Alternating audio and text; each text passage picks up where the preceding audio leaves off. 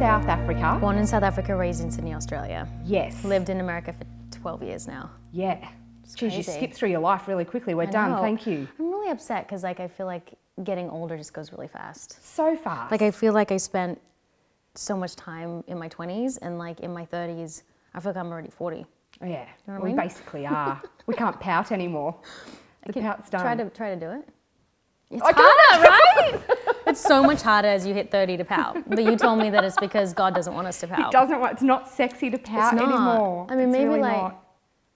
I can't even get my lips together. And then you get the lines and then stuff you get the too. lines. Yep, no more I keep pouting. telling myself that even like, you know, Russian supermodels get, They do. they can't pout either. No. So, No, and they shouldn't because they're over 30. Yeah. But let's go back to your childhood. Oh my gosh. What was it like? What was it like growing? Because you moved out here when you were about 4, Yes, is that right? I had a really good childhood. Did you? My That's parents are really supportive and they were really there for me through this whole transition of, you know, being, it's this whole celebrity thing. So, you know, but I was overweight as a child and I got teased a lot. I was about 90 kilos. Which is so surprising because you were so teeny tiny. Yeah. That when I read that you were like that, I'm like, bullshit. And then I looked And you it saw up the and pictures. I'm like, yeah, you kind of were. But I think I was overweight because I felt unsettled. And I think weight is an emotional issue more than it is a physical issue. And that's why people yo-yo a lot because they haven't figured out why they overeat. And for me, I felt unsettled moving from South Africa and then we kept moving house. Right. So it wasn't my parents' fault, it was just circumstance. But yeah, it was definitely something that I had to overcome. And because you got teased quite badly, because kids are assholes if you stand out in any way. My first guy that came up to me was like, you know, you need to go to Jenny Craig. And I did, bitch. Did you really when you were that young? No, I didn't go to Jenny Craig. I just tried to find out what the reasoning was behind why I was eating so poorly. Far out. Because when you're young, you just want to fit in too, you know? Yeah, you just want to be loved. And then, you know, what was hard for me is I'd lost the weight, and then 6 months after I lost the weight, which was almost, I went down to 50 kilos. Wow. Then I got on home and away. So then my identity was like, oh my gosh, I need to stay a certain weight to be perfect. Right. So then I was like so afraid to gain weight, and that's when you have problems with like self-destruction and self-love and all that kind of stuff. Is you know is around that sort of very sensitive time.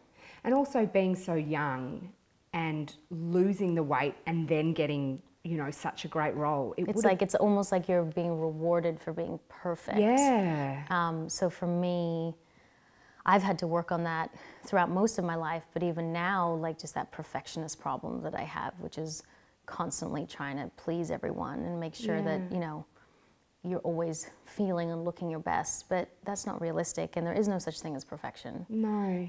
And we need to realize that everyone has something that they're struggling with, and no one is untouched by that. No, isn't it? Anytime I look at anyone, I'm like, even when you know shit's hard in your own life, I'm like, you wouldn't swap your problems though, because you never know what's going on. Everyone shows their highlight reel. Yes. No one ever shows the truth. I mean, I try to do a little more of that in my Instagram and my blog, Bottle and Heels. I try to really be honest and open because I feel like there's so many people who are struggling, and if they can go, well, Tammin's really struggled before and she seems to be persevering, then maybe I can as well. And I think it definitely makes people feel less isolated and less alone. Yeah, for sure. So, and that was my mission to why I started it. Yeah, right. Yeah. Which is a nice reason behind. Yeah. Did you struggle with, you know, in terms of when you were bigger to smaller, did you have eating issues, and did you go through that kind of stuff? Yeah, I mean, after I'd lost the weight, I definitely started to become obsessed with, you know, staying thin. So,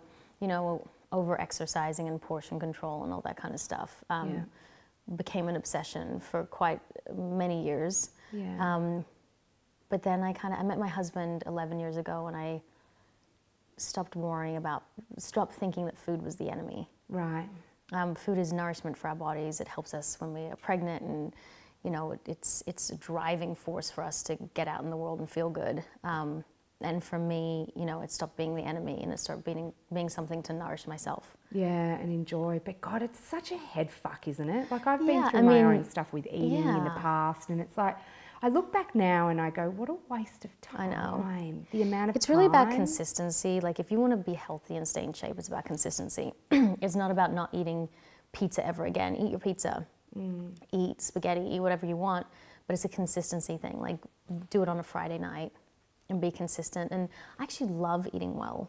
I love it because I love how I feel. I don't want to put shit into my body. I don't want to eat candy and junk because I don't feel well. And then I'm not nice to people, and then I don't have energy, and then I can't do the work that I want to do. So I look at people who don't eat well, and I'm like, you can feel so much better. And I'm such an advocate for health and fitness because mental problems and mental health can be so much help through, you know, diet and exercise. You know, there's so many things out there, and herbs, and like I love the natural approach. Which is, you know, and I'm in terms of the same for my mind, for my mental well-being. I have to exercise, look after exercise. It's like if I can't go even for a walk, I'm like, oh, I'm going to kill my fucking kids. I know. Like, get me away. You do. From You're them. such a better mom. Like to go to yoga and stuff like that. You're such a better mom. You're so much more patient. You know, you feel better. So, yeah.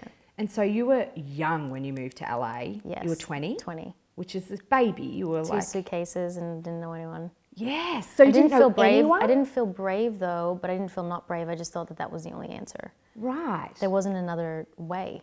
Why? Why do you say that? Because I wanted to be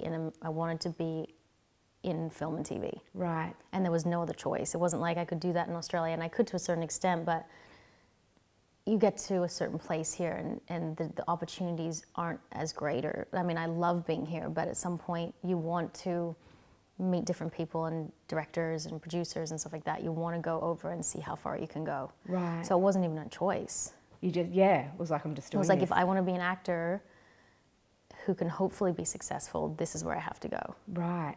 And so at 20, 2 suitcases, you literally didn't know anyone. Didn't come home. So you haven't been, this is the first time No. Haven't been home for 15 years now. Yeah, wow. So yeah, and just never came back. And so then when you rock up, you're young, you can't even drink over there, like you're that young.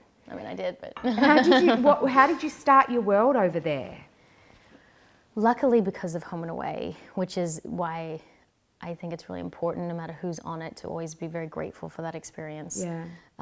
Because of Home and Away, I was able to get an agent and a manager. And because of that, you know, doors were more opened. I was able to get auditions, and I auditioned for an entire year and nothing happened. Right. How did you pay your bills at that time? Well, I had saved a lot of money from Home and Away, and I bought a house. Right. So at 20, far out. I bought a house at 17. Did you really? Yeah. Because my parents were smart. They were like, you know, you need to make sure you don't waste the opportunity you've been given. Yeah, right. So I came over, but at some point, the money that I had saved ran out. Right. And my parents were supporting me up until a certain point, and then they just said, we're done. Right. Like my dad put me up in a hotel in Beverly Hills because he was so afraid of like gun violence and stuff like that. So like I was staying in a Beverly Hills, no, it was like a boutique hotel in Beverly Hills, but for 3 months. Wow. And they were just like, we're done. We can't do it anymore. And I was like, what am I going to do? I'm going to have to go home. And it's funny because religion is something I need to, it's a whole nother subject. But at the time I went to church and I just fell like on the floor and I just prayed and I was like, please give me a job. And I'm not kidding, the next day I got a phone call and I booked 3 jobs. And one of them I met my husband on, one was Young on the Restless, and one was Rules of Engagement. Wow, cha-ching. I was just like, and maybe it was the universe, and maybe it was just that I had sort of given up in a way, so I wasn't holding on to all that control. But my life changed, yeah. And so when you get those calls going, you didn't know at the time that you'd met your future husband, but you've on the Young and the Restless, which we've all grown up with, obviously, and you're like, oh, holy shit, man. Yeah, it's funny because now I know, because, you know, I've been through so many ebbs and flows in my career and my life, but then I thought I was a superstar. Like I was like, I have made it, I'm on Young and the Restless, and my whole life has changed. And it didn't, you know. It did to a certain extent, like I was able to get nominated for an Emmy and stuff like that, and that sort of elevates you, but then you're still here. Right. And then you still have to audition, and then you still have to, it's a constant climbing game. So what I've learned in my career is just always to be happy and present in what you're doing now, because there's always a chronic dissatisfaction. Yeah. Chronic, especially in Hollywood. Yeah. You get the movie, but it's not an Oscar award-winning movie. Then you get the Oscar award-winning movie and don't win the Oscar. And then it's just constantly like waiting for the next thing, the greater thing, the greater thing. Yeah. And you never achieve that. So for me, happiness is not that destination of getting that job. It's just appreciating the little things throughout the journey. Yeah, well, you'd have to, because it would send you crazy. Oh, yeah. And you see it all the time. People get to being really successful, all the money, all the fame in the world, and they're totally depressed. Yes. You know? You see that a lot. Do you find that? A lot. That's a chronic dissatisfaction thing, though. Yeah. Definitely. And so you would obviously have to work on that, because when, you know, when it rains, it pours. Oh, yeah. But then it can go to You have to work nothing. a lot on your emotional well-being internally, which sounds corny, but I've spent a lot of time doing self-awareness and going to therapy, and I think therapy is amazing. I don't know why I don't think people go to therapy a lot in Australia, but it's a big thing in the States. Yeah. But I think everyone should be talking to someone. People should be talking to someone that knows more about emotional and mental things than you do, who have a real background about it and explaining to you why you're thinking certain things. Yeah. I'm like, as soon as we're born, we should be almost aligned with someone who you go, I feel like it's such a healthy thing. I feel like I don't go to therapy with my husband, and that's probably just my own, like, but there's nothing wrong. Why do we go when there's nothing wrong? I think that would be healthy. Yeah. Are you anti going with your partner? Yeah, a little bit. Really? Although he's once come into my session just at the end of it, and I was like, oh wow, that was just so helpful. Just understanding his point of view when I do certain things and my point of view when I do certain things. Yeah, yeah. You know? And I just think people need to be more self-aware. Yep, totally. And then we can be better people and give back more if we're happier with ourselves. Yeah. After Phoenix was born, is the only time I truly hated my husband. Yeah. And I do think that's probably a postpartum thing, but like, I've never disliked my husband. I've loved him so much. He's everything to me until I gave birth, and I just could not stand him.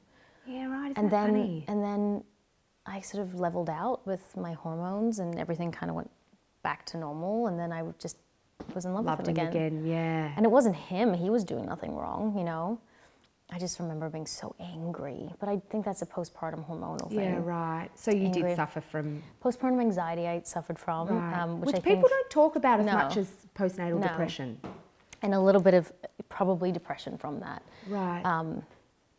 But yeah, he didn't understand it, and I didn't understand it. I was just mean. Yeah, right. I was mean mommy. Yeah. No one wants to have sex with mean mommy. No. And so, what was it like for you? What was it after you had your little girl? I just struggled a lot with a sort of a sense of identity. You know, I didn't know who I was. I'd had a career, and now I was like, couldn't breastfeed. My breast milk wouldn't come in properly, and I felt fat, and I hadn't worked on myself in the self-love department, so I just felt like my body was just like, just sagging. You know, that's what happens after you give birth, and no one talks about it. I was in a diaper for 2 weeks because I had a C-section. It was just, you just lose sort of like... And did you literally like have to piss and shit in the diaper? Or well, no, my husband had to clean me.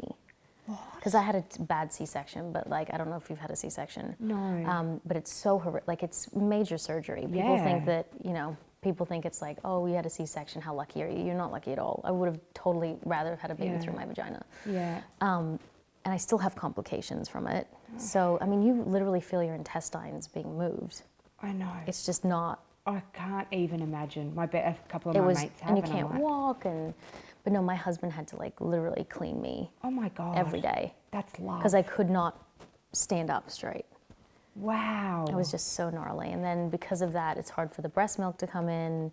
And then you feel guilty that you're not breastfeeding. Yeah. And then you have all these mothers like, can't stop, won't stop. Or like, you know, with their hair done and the breastfeeding, which is great. I think we should definitely normalize breastfeeding, but I think we should be realistic about how shit you look when you do it. You know what I mean? Yeah. And that it's not that easy for everyone. It's not easy, you know, and we suffer so much guilt from it. So, totally. I had mastitis like 5 times. Oh, yeah, it's the worst. And I'm like, I should give up. No, couldn't though. Like just that. I know. And I gave up after a couple months because I just produced no milk. So yeah, right. There was just nothing I could do. And she was 5 kilos at birth. Yeah, she was a big girl. Big baby. Yeah, 10-pound baby coming out of tiny you. Maybe I'm glad she didn't come out of my vagina. Yeah, I think you were really glad. Maybe that's a good thing. Because you were also like, I was, when I was researching you, I was like, oh, you sounded the same as me. Did hypnobirthing. Yeah, oh yeah. I was like this voodoo sort of like, I'm going to have this beautiful natural birth. And like everyone talks about how it's not even Giselle said it's not painful. Yes. So I'm just going to be like so meditational and zen. And I just was like, she was 10.5 pounds and they cut me from one side to the other side. And I just, at that moment, I realized that you just have to lose control and realize that you can't control everything. No, which would, for the perfectionist in you too, and the controlness, you know, going, oh, this is nothing what I thought it would be like. Yeah, this is not what I thought it was going to be. No. But it's the hardest thing I've ever done, and she's also the love of my life. So it's just like, I wouldn't change it for anything. Yeah, it's funny. I was talking to my partner last night. Last night I legitimately lost it at my kids. Like I said, I lost it at my husband last night. I was so angry. Yeah. And then I said to my partner, but that's okay because you're human. Oh my God, yeah, but like it was. But it's okay. Not all the time, but it's okay. But occasionally, yeah. And I actually in my head thought, if I had a screw a little bit loose, this would be dangerous now. I was so angry at them, and that no one pushes me to the point that they do, but no one makes me feel that love. Like it's just next level.